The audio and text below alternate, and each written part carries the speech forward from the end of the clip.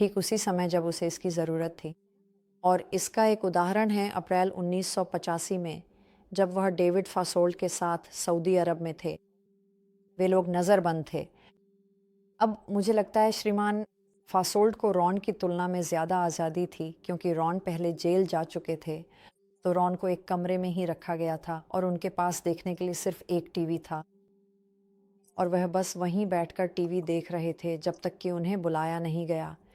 मुझे लगता है उसी दिन बाद में या अगली सुबह जल्दी, जब उन्हें जांचकर्ताओं के एक समूह के सामने पेश होना पड़ा, और वहाँ कई इमाम भी मौजूद थे।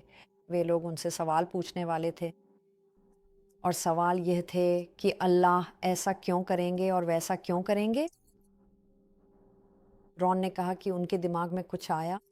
उन्हें याद आया कि उन्होंने टीवी पर कुछ देखा था, या तो उसी सुबह या पिछले दिन, और इस कार्यक्रम में वहाँ एक इमाम थे जिन्होंने कहा, किसी नबी की कही हुई बात को छुपाना और नबी को श्रेय देने के लिए उसे छुपाना, इससे बड़ा कोई गुनाह नहीं है।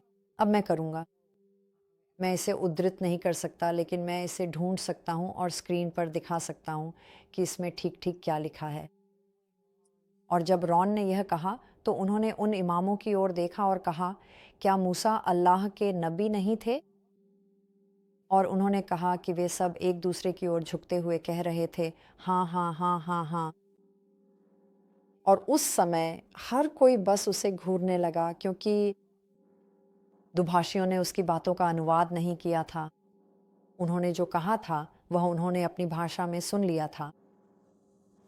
और रॉन ने कहा कि वह हैरान और उलझन में था, क्योंकि वह अरबी नहीं बोलता था। और बाद में जब उसने किसी से बात की, और इस समय मुझे नहीं पता वह कौन था, उसने पूछा, क्या यह संभव है कि मैंने यह बात टेलीविज़न पर अंग्रेज़ी में सुनी हो? और उन्होंने कहा, नहीं।